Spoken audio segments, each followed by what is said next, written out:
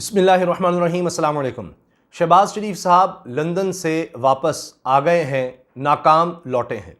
बिल्कुल उस तरह जिस तरह सऊदी अरब का दौरा था वो भी नाकाम हुआ, तो फिर वहीं से भागे भागे यूएई गए, वहाँ से भी नाकामी मिली, वापस आए तो फिर सोचा कि अच्छा अब चूँकि नवाज़ शरीफ ने बुला लिया है वहाँ जाकर कोई मामला सुलझाते हैं, शायद मियाँ नवाज़ शरीफ साहब ही कहीं से कोई पैसे दिलवा दें, कोई रकम वहाँ से आ जाए, कोई उनके पास मज़ीद आइडियाज़ होंगे। वहाँ से भी नाकामी हुई। अब जो फार्मूला तय हुआ उसके तहत ये कि इत्तेहादियों से बात करके हाथ जोड़े जाएं कि जनाब निकलें यहाँ से, इमरान खान ने हमें हर तरफ से घेर लिया है, कोई बात बन नहीं रही, तो अब करें तो करें क्या। अब मैं आपको बताऊं कि एक अहम मीटिंग होने जा रही है और इसमें तमाम इत्तेहादियों से बात करनी है। शहबाज शरीफ साहब ने बात करनी है कि जी आगे बढ़ना है तो ये सारे मिलकर जितना भी हम पर मलबा गिरना है वो सारे मिलकर उठाएं। जरदारी साहब से पहले ही फ़ोन पर बात कर ली है नवाज़ शरीफ ने। सिर्फ जरदारी साहब नहीं, तमाम इत्तेहादियों से नवाज़ शरीफ लंदन में रब्ता करके उनसे बात की है, लेकिन जरदारी साहब कह रहे हैं कि नहीं नहीं, ऐसे नहीं निकलना, इस्लाहात के बगैर तो सवाल ही पैदा नहीं होता।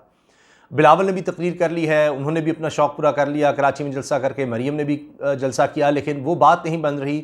इमरान खान साहब के जलसे इन सब पर भारी हैं, मीडिया मजबूर है, इमरान खान सबको कवरेज दे रहा है और देना तो नहीं चाहते लोग दबाव में हुकूमत के, लेकिन मजबूरी उनकी इसलिए बन गई है कि लोग देखना ही ये चाहते हैं।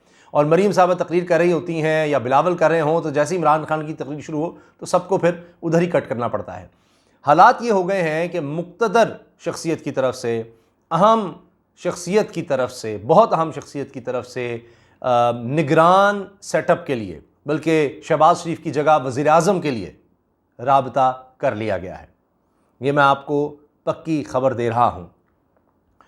और अब शहबाज शरीफ की जगह कौन वज़ीर आज़म हो सकता है, किस शख्सियत से रब्ता किया गया है। मैं इतना आपको बताता हूँ कि माजी में भी वो इक़्तिदार के ऐवानों में बड़े अहम ओहदे पर रहे हैं। तो जनाब कोई ये भी नहीं कि वो बहुत पुरानी बात है, उस हवाले से भी हम बात करेंगे और क्यों उन्हीं को फ़ोन किया गया है, क्या वजह है। मैं इतना आपको बता देता हूँ कि इस शख्सियत का ताल्लुक़ यानी माशी दुनिया से है, इकोनॉमिस्ट जिसको आप कहेंगे। तो ये साबिक वफाकी ओहदे पर रहे, यानी यूँ कहें कि मईशत के करता धरता। तो इस पर हम आते हैं कि यहाँ तक नौबत कैसे पहुँची है कि अब ये निगरान सेटअप या शहबाज शरीफ की जगह वज़ीर आज़म की बात क्यों हो रही है और क्यों हालात यहाँ तक आए। इन्होंने सोचा था जब आएंगे इमरान खान साहब की पार्टी इधर उधर हो जाएगी, उस पर हम केस बना देंगे, कर देंगे, वो कर देंगे, कुछ भी नहीं होगा और उसके बाद जनाब बड़ी हमें दौलत की बहारें बाहर से आ जाएंगी, नवाज़ शरीफ भी वापस आ जाएंगे, सारा कुछ हो जाएगा। तो एक तरफ रिलीफ की तरफ तो बहुत तेज़ी हुई, लेकिन वो जो दूसरी तरफ मामला थे वो इनसे नहीं समझ रहे। जिस तरह मैंने बताया दौरे नाकाम हुए, IMF का मामला है वो इन्होंने आगे अगर नहीं बढ़ाया तो मुल्क खुदा न खास्ता दिवालिया हो सकता है। और अभी भी मिफ्ता इस्माइल साहब बार बार कह रहे हैं, वो बेख्तियार से नज़र आ रहे हैं। हर सतह पर इतनी ज़्यादा कन्फ्यूजन है कि अब शहबाज शरीफ साहब ने इजलास बुलाकर ये अब फाइनल फैसला करना है कि जी अगले हफ्ते तक हमें या तो निगरान सेटअप की तरफ जाना है, नहीं तो सारा जो मलबा गिरेगा, इमरान खान हमें घेर घेर के मारेगा, तो फिर वो सारे मिलकर बर्दाश्त करें। इमरान खान साहब ने जो फैसलाबाद की तकरीर की है, भरपूर तकरीर थी, बहुत ज़्यादा लोग थे, ये भी फैसलाबाद का ही रिकॉर्ड तोड़ दिया इमरान खान साहब ने। तो ये भी एक मसला बन गया है कि ये तो पहले से ज़्यादा ताकतवर, पहले से ज़्यादा इमरान खान मकबूल हो गया, जबकि हम सब इसके मुकाबले पर इकट्ठे हो चुके हैं, तो फिर भी ये अब हमसे कंट्रोल नहीं हो रहा, काबू में नहीं आ रहा, करें तो करें क्या। इमरान खान साहब ने जिस तरह पहले बताया कि इनको कत्ल करने की साजिश तैयार हो चुकी है और उसमें जिन लोगों ने ये सारी साजिश में हिस्सा लिया है, जो इनको कत्ल करना चाहते हैं, क्योंकि कंट्रोल नहीं हो रहे इमरान खान साहब, तो अब उनको कहा गया है कि इसको दुनिया से ही फारिग करो। ये ख़ुद इमरान खान के अल्फाज हैं। तो इमरान खान ने अपील की है आवाम से, कहा है कि मुझे आपने इंसाफ दिलवाना है, अगर मुझे कुछ हो गया तो मैं आपसे ये कह रहा हूँ कि आपने इंसाफ दिलाना है, उन लोगों को ठहरे में लाना है, क्योंकि खान लियाकत अली खान मरहूम, उनको कत्ल किया गया, कुछ नहीं पता चल सका। जुल्फ़िकार अली भुट्टो का मामला है, फिर ज़ियाउल हक़ का मामला है, किस तरह तैयारा तबाह हुआ, कुछ नहीं पता चलने दिया गया। तो मैंने पहले ही वीडियो रिकॉर्ड करके रख ली है। और इसके साथ साथ उन्होंने कहा कि डायरेक्टर रिजवान, अल्लाह ताला उनकी मग़फ़िरत फरमाए, जो तफ्तीश कर रहे थे शहबाज शरीफ, हमज़ा शहबाज के केसेस की, उनको जो हार्ट अटैक हुआ, तो इमरान खान साहब ने कहा कि मैं आपको एक ऐसे जहर के बारे में बताऊँगा कि जिससे हार्ट अटैक आता है, यानी वो जहर जिसको दिया जाता है तो बज़ाहिर उसको ही आता है कि जी हार्ट अटैक हो गया और उसका इंतकाल हो गया। एक और बंदे को भी उन्होंने बताया कि जी जो भी इस तरह के केसेस को देख रहा है उसको भी हार्ट अटैक हुआ है। तो इस पर भी इमरान खान साहब ने कहा कि क्या अदालतें इस चीज़ का नोटिस नहीं लेंगी। तो इमरान खान साहब हर आने वाले जलसे में जो है एक जिस तरह इंकशाफ करते हैं, मज़ीद घेर लेते हैं और उनको अब पता है कि किस वक्त कौन सा निशाना बांधना है, कौन सी बात किस वक्त करनी है।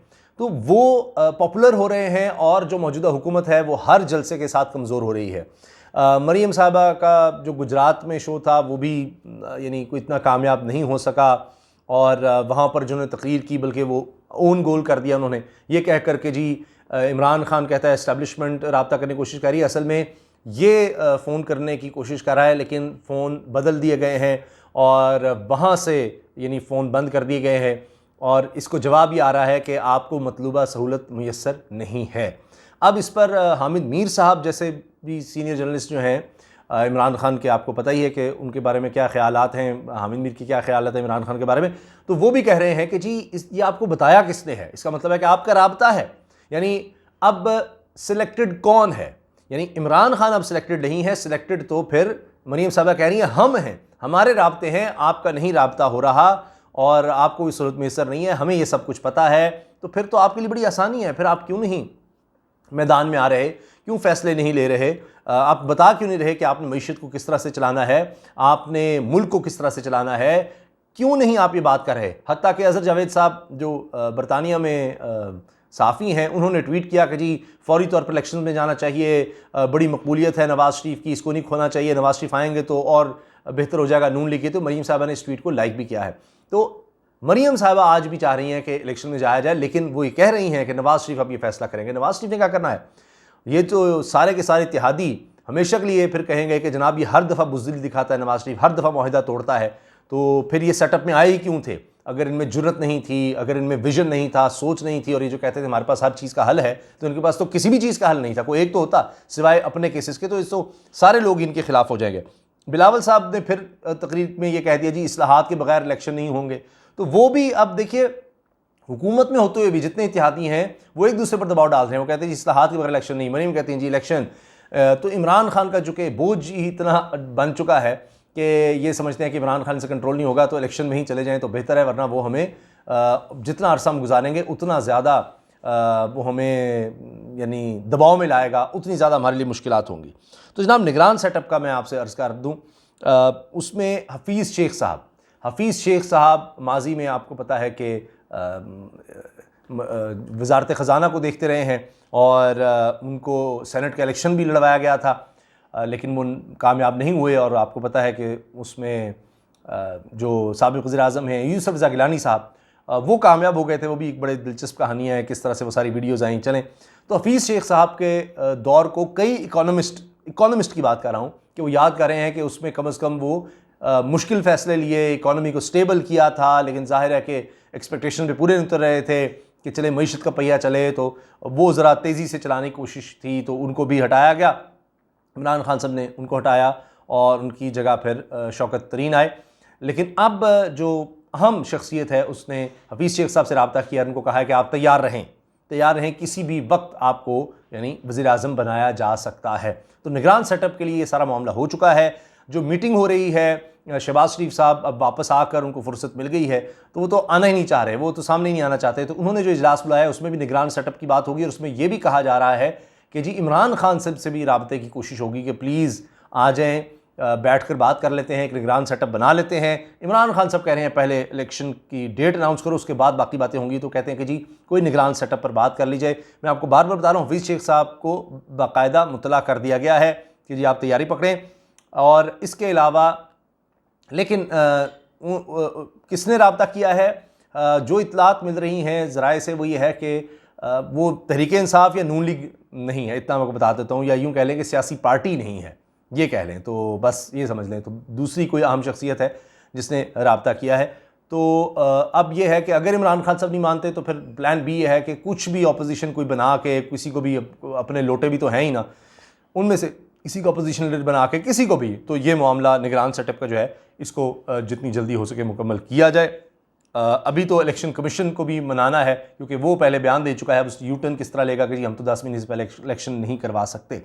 और इसके सबूत के तौर पर आपको ख्वाजा आसिफ का बयान भी याद होगा कि नवंबर से पहले, यानी केरल टेरिटरी का सेटअप भी आ जाएगा और नवंबर से पहले इलेक्शन भी हो जाएंगे और नवंबर तक नई गवर्नमेंट भी आ जाएगी, ये भी हो सकता है। तो ये उस तरफ भी, यानी वो पैरेलल एक प्लान चल रहा है कि उस तरफ किस तरह से बढ़ना है। और उसमें अभी तक जो सबसे अहम नाम आया है, ये लोग तो बाद में डिसाइड करते रहेंगे कि किस तरह से इन्होंने किसका नाम देना है, क्या है। अभी तो मीटिंग्स हो रही हैं, लेकिन अभी तक हफीज़ शेख जो हैं वो सबसे मजबूत उम्मीदवार नज़र आ रहे हैं, क्योंकि उनसे पहले ही राब्ता कर लिया गया है। इजाज़त दीजिए, अल्लाह हाफ़िज़।